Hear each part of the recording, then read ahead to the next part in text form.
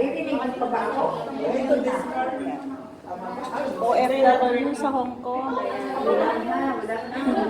Sige.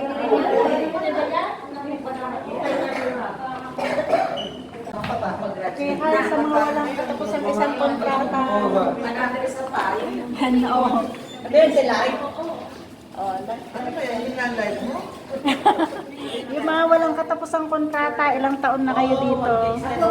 14 years. 14 years. Ito, pang-anim na kontrata na ikaw? 12 years. 12 years. Ayan.